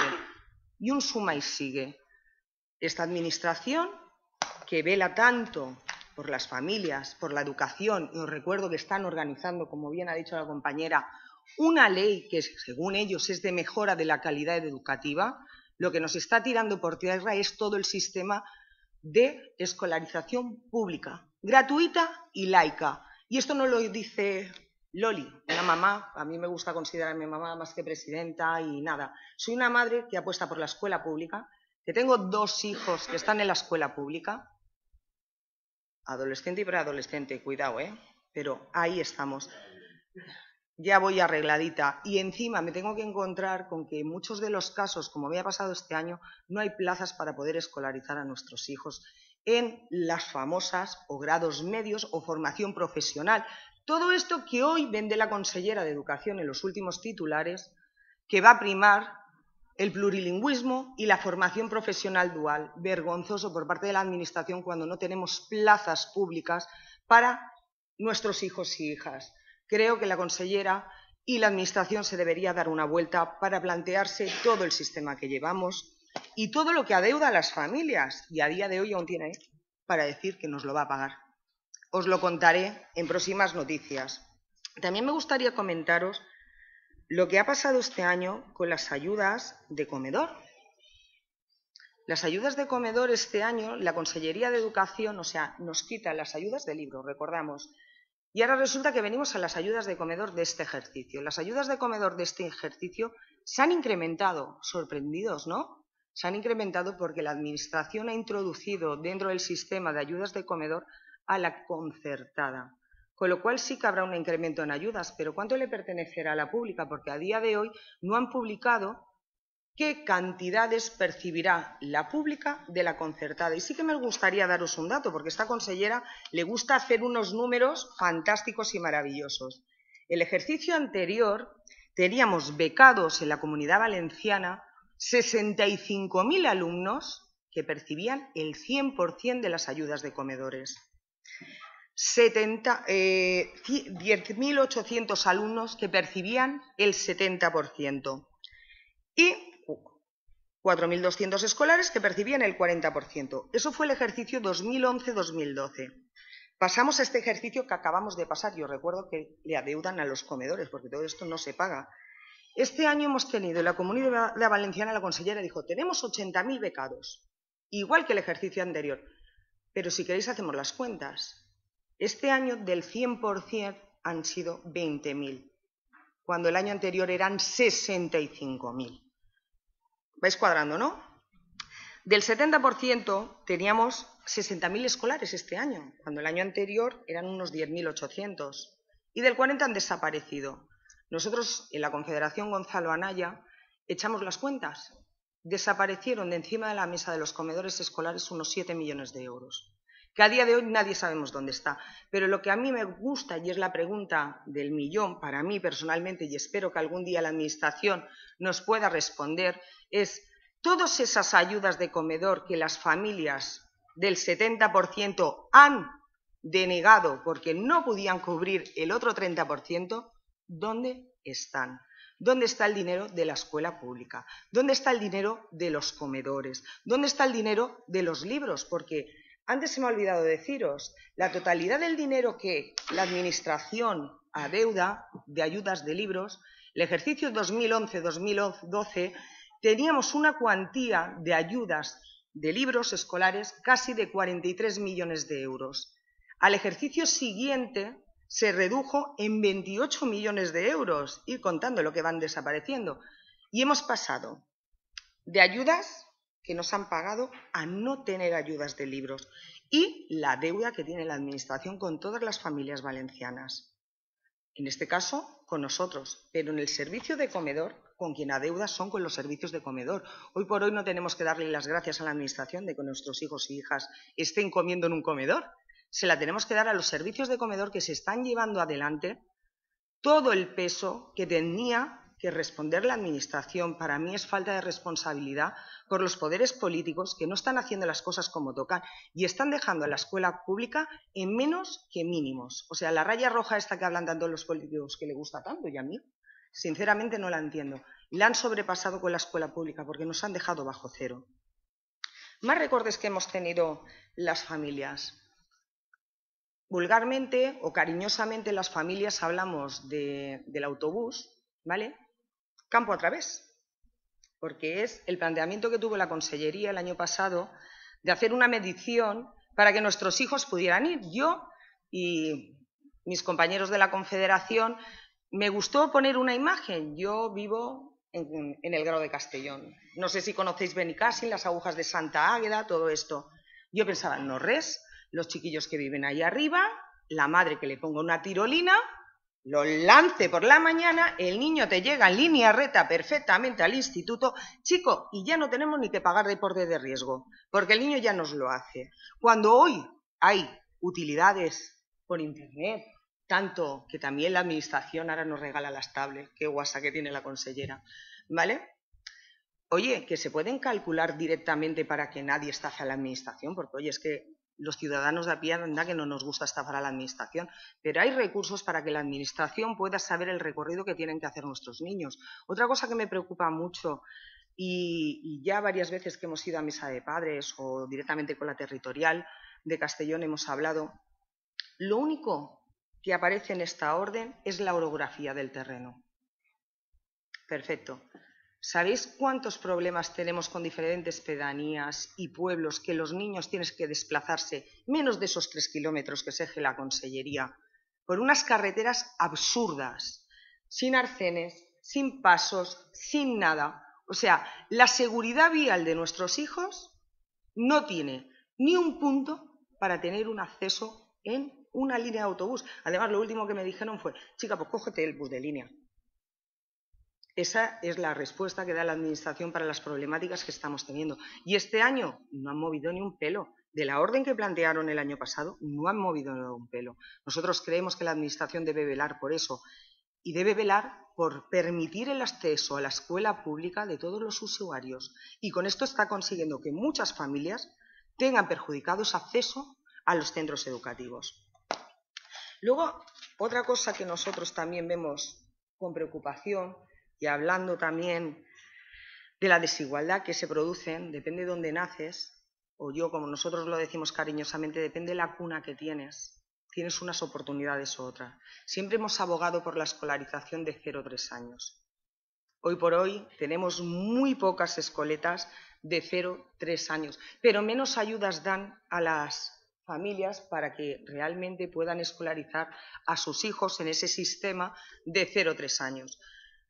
Además, es muy importante porque en la escolarización 0 a 3 años podemos detectar las problemáticas que puedan aparecer de aprendizaje, ya que ellos se esmeran en evitar el fracaso escolar. Nosotros una de las pautas que dimos, como bien ha dicho la compañera cuando estuvimos en las Cortes, era el sistema 0 a 3 años para la detección precoz de todo este tipo de problemáticas que pudiera tener un nano, apoyadas evidentemente con los diferentes departamentos que pudieran llevar una atención educativa de esos niños. Con eso conseguiríamos que cuando nuestros hijos pasaran a infantil o primaria estuvieran detectados con sus problemas y hacer adaptaciones curriculares dentro de su proceso educativo. Esto no pasa porque cada vez tenemos más recortes. Uno de ellos, los gabinetes psicopedagógicos que teníamos de los ayuntamientos se han reducido, los que tenemos de profesores que tenemos dentro de la escuela pública, sabéis que también nos los han recortado, porque antes teníamos el profesorado de EPT y yo les digo una cosa,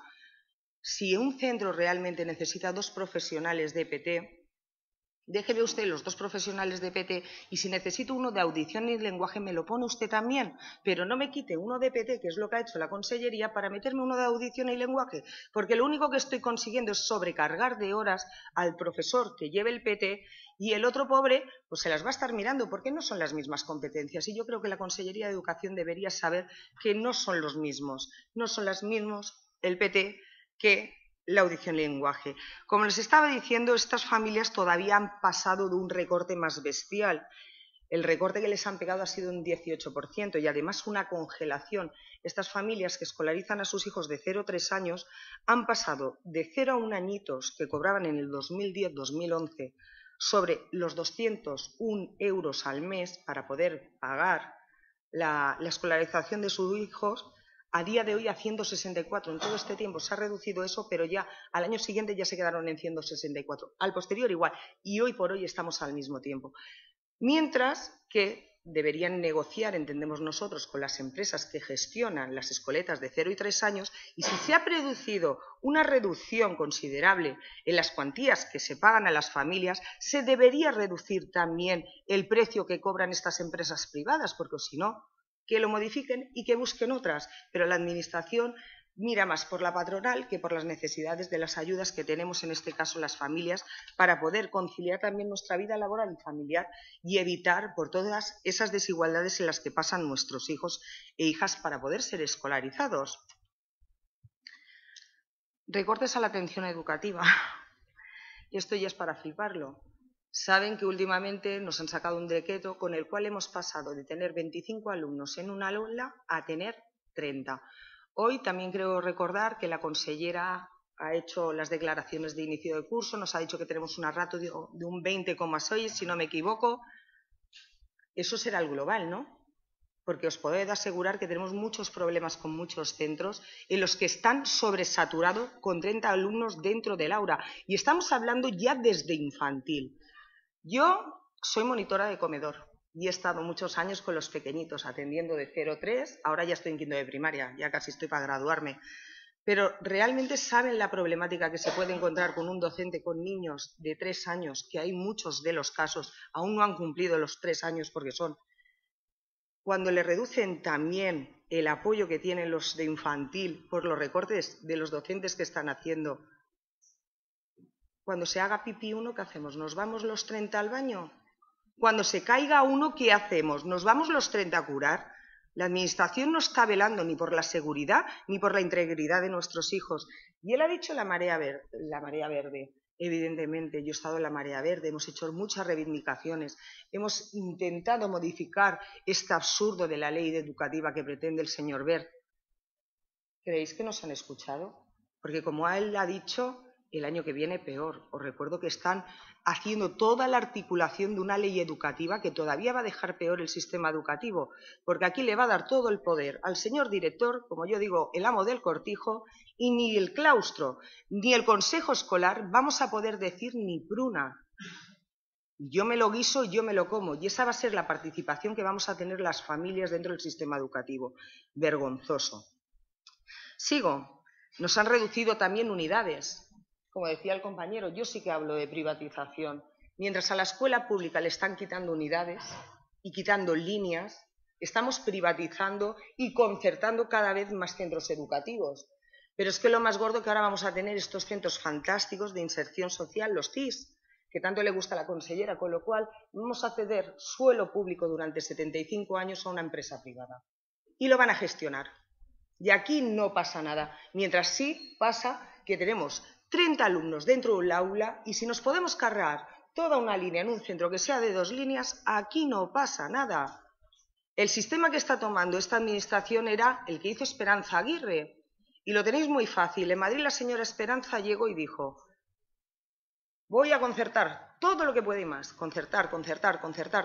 Cuando prácticamente lo tenía todo concertado, dejó 3 o 4 escuelas públicas. No pasa nada. Y ha dicho la señora Esperanza: se acabó la concertación, el que quiera estudiar que se lo pague. Y así es como vamos a acabar si seguimos permitiendo estos desmanes por parte de la Administración. Es muy preocupante. Solo os tengo que decir que las unidades, en el primer arreglo que se hizo de la escuela pública, fueron de elección de 71 unidades. 71, que se dice pronto. Y en el primer arreglo escolar, solo en docentes perdimos 591. Todo esto implica que el aumento de chavales, más horas para el profesorado, con lo cual, ¿cómo van a tener atención educativa con el alumnado? Imposible, porque si tengo más grupos y más niños, yo no puedo hacerme cargo de tanto volumen de trabajo, pero esto la Administración no se lo plantea. ¿Qué pasa con las sustituciones? Hasta los 10 días de la baja del docente no se puede solicitar la sustitución de ese docente. Y aquí no pasa nada, con lo cual, como luego llega la tramitación y tal y cual, hasta dentro de un mes no tenemos profesor. Todo eso implica que las plantillas de los centros educativos tengan que hacer cábalas con los docentes que tienen para cubrir las horas de atención del alumnado. Y aquí tampoco pasa nada. Seguimos para mí. Y nosotros como entidad, como confederación y las federaciones que la formamos, que es FAPA Valencia, que aquí la conocéis, FAPA Castellón, que es mi federación, y FAPA Alicante, hemos hecho muchas reivindicaciones, mucha documentación presentada a la Administración y seguimos más y mejor. Yo creo que aquí también lo habéis oído, aquí hubo un centro en Valencia en el que se cayó también un techo, pero hemos tenido en Alicante, en Castellón hemos tenido 2 centros. Nos hemos encontrado que tenemos muchos centros en barracones. Incluso el síndic de Greuches nos ha dado la razón que los barracones en su día se crearon para un momento temporal, no para permanecer. Tenemos escolares que han hecho toda su educación escolar en barracones, sin recursos. Y os recuerdo que los barracones cuestan una pasta. Yo creo que si se hubieran planteado hacer coles, hubiéramos ganado. Pero bueno, la cuestión es que tenemos centros que se nos caen, que solicitamos a la Administración que dé recursos para paliar estas infraestructuras de los centros, y lo que nos encontramos, además, que indigna muchísimo a nuestras AMPAs, es que cuando se reúnen con la Administración, mira lo que nos pasa, es que no sabíamos nada. Os puedo asegurar que desde las federaciones y la Confederación, todos los años hacemos un cuestionario muy sencillito, son 5 preguntas, ¿vale? Con esas 5 preguntas conseguimos saber si el centro, la infraestructura que tiene es de nueva creación o son infraestructuras más pequeñas que se tengan que solventar, si tienen problemas de espacio. Son 5 preguntas muy sencillas, además os he traído para que luego las podáis ver si queréis. Con lo cual hemos conseguido tener un mapa de las necesidades en infraestructura en toda la Comunidad Valenciana. Si una confederación como la nuestra es capaz de tener toda esa información, ¿cómo la Administración no es capaz de conocer todo lo que está pasando en nuestra escuela pública?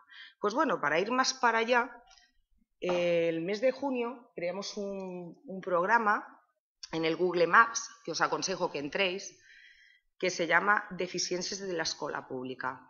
Todas nuestras AMPAs nos enviaron la información y en cada centro hemos puesto una chincheta. Esa chincheta no es para quedarse ahí para siempre, porque nosotros solicitaremos la información si realmente, como ha dicho la consellera, ha atacado todos estos centros. Que haya atacado no significa que haya venido en Maica, ha puesto una ventana y con eso ya ha atacado el centro, porque esa no era la solución que nosotros buscábamos. Con lo que queremos hacer visible es el miedo, la inseguridad que tienen las familias de tener que dejar a su hijo en un centro público sabiendo la problemática que hay y que nadie responde por ellos. Nosotros solicitamos tanto a los ayuntamientos, porque sabéis que en los coles todo lo que son infraestructuras está dividido entre la Administración y el Ayuntamiento. El Ayuntamiento percibe las obras menores y la Consellería las obras mayores. En los institutos no pasa esto. Todas las obras que se realizan dentro de un instituto pertenecen a la Administración. Pues pedimos que cuando salga un problema, y lo hemos demandado nosotros y nuestras AMPAs, que se solucione con la mayor brevedad. Porque si consiguiéramos que actuaran inmediatamente, evitaríamos que pasaran los sustos que hemos tenido este año. Y creo que es algo fácil de solventar, porque a través de los consejos escolares se plantean las quejas y os recuerdo que en los consejos escolares siempre debe haber un representante del ayuntamiento que debe conocer el estado de los centros de su provincia. Seguimos para bingo. ¿Qué vamos a hablar de las TICs? Yo aún me acuerdo de Fondemora. Perdimos la oportunidad de la inversión de la escuela 2.0 en esta Comunidad Valenciana, porque es que daba miopía. Aquí tenemos un médico, yo no sé si el doctor estará conforme. Da miopía, ¿no? Los ordenadores pequeñitos. Lo dudo mucho, pero bueno, ahora nos amanecen con la incorporación de las tablets. Esto es genial, la leche. La incorporación de las tablets que nace sin los recursos necesarios para que se pueda llevar a cabo en todos los centros de la Comunidad Valenciana. Con lo cual, como es experimental, vamos a probar en 3 o 4 y luego ya veremos. 3 o 4 que, según la directora general de Beatriz Gascó, nos cuesta unos 250 euros. Total, tú te ahorras la mitad del dinero, que es lo que nos han planteado. Yo no sé si ellos saben que estamos hablando de niños. Yo tengo 2, como os he dicho antes. Llevan un niño una tablet a un centro educativo, se puede encontrar con muchas cosas, que le peguen un golpe. Te la cargas y compras otra tablet. Que te desaparezca por birli-birloque. Todo esto nadie lo... Porque en los centros educativos no hay seguro para cubrir todo eso. Tu niño se te cae y se te parte un diente y te lo pagas tú. Tu niño se te cae y se te rompe unas gafas y las pagas tú. ¿Me quiere decir realmente la Administración que esto no va a pasar? Pero con todo y con eso yo estoy contenta, mira. Porque por lo menos está llegando el lenguaje de las nuevas tecnologías a nuestros hijos, a los centros, que debería haber llegado ya hace mucho tiempo. Pero, señora mía, no me discrimine. O sea, en los centros donde los padres puedan asumir ese coste, lo llevarán. ¿Y qué pasará en los centros en los que no se pueda asumir y las familias no puedan asumirlo? Crearemos todavía más discriminación dentro de los centros. Imaginaros un niño con una tablet y al lado otro sin nada. Yo, como digo siempre, un libro se puede fotocopiar. Pero una tablet, como le dije en su día en la reunión, la fotocopia no chuta. La fotocopio y no chuta. Necesitamos soluciones reales. Igual que en su día se crearon ayudas para libros que las hemos perdido, si usted quiere implantar, no diga que la Consellería fomenta. No, lo fomentan las familias porque son las que van a acarrear con el coste de esas nuevas infraestructuras. Y otra cosa sería saber si realmente los centros están adecuados para soportar esos sistemas de wifi. Lo veo yo un poquito así.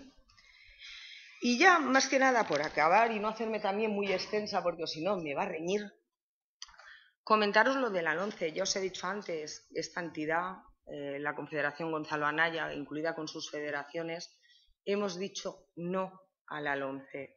Es una ley segregadora, sexista y que nace totalmente desamparada por toda esa gente que la tiene que llevar adelante. Si yo a ustedes le planteo un trabajo con el cual con ustedes yo no he contado y no entendemos, evidentemente no vamos a poder llevar adelante un proyecto educativo. No podemos permitirnos la comunidad educativa que cada vez que se cambia un partido político tengamos una ley educativa. Creo que debemos ser más responsables que los políticos que tenemos y realmente si queremos modificar la ley educativa y beneficiar al alumnado y a todos nosotros que son nuestro futuro, es sentarnos y entre todos buscar el consenso y el diálogo para que el futuro de nuestros hijos, que será el nuestro propio, sea mejor.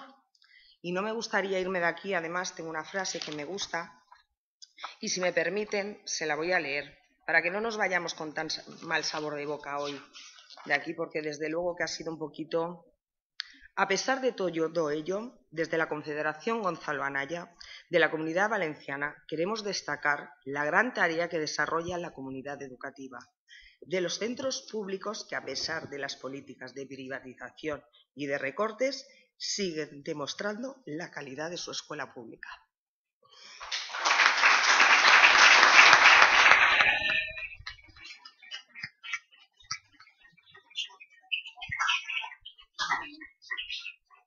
Muchas gracias, Loli. Ahora nos hemos comido casi todo el tiempo, pero vamos a abrir de todas maneras un turno de palabras para cualquiera de los tres compañeros. Os ruego que aquel que pida la palabra que diga a quién quiere dirigirse y que me diga su nombre, porque yo no os conozco a todos. Y que seáis breves, por favor, tanto en las preguntas como en las respuestas.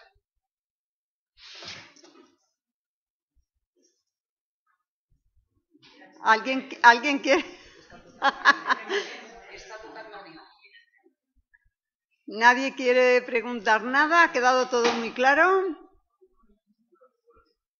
Bueno, pues entonces daros ya las gracias tanto a los ponentes, a Marciano, José Manuel, Loli, y yo sí que quería destacar un poco tres cositas. O sea, el impacto de la crisis en la sanidad pública, yo pienso que la crisis se ha aprovechado para atacar directamente los sistemas de protección social. O sea, la educación es el futuro del país, es nuestro futuro, son nuestros hijos, serán nuestros gobernantes mañana, nuestros ingenieros, nuestros trabajadores. Ahí se está recortando todo. En sanidad están haciendo el negocio que se le ha truncado con la construcción y además se están aprovechando estos recortes para discriminar doblemente.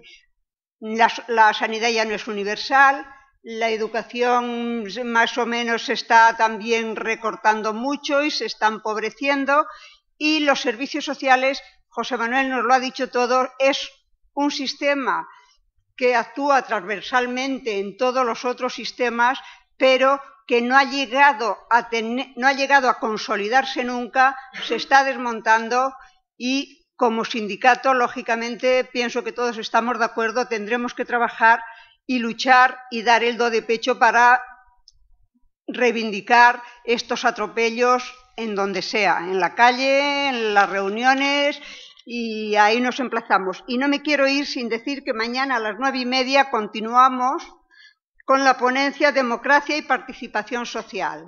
Muchas gracias y buenas tardes a todos.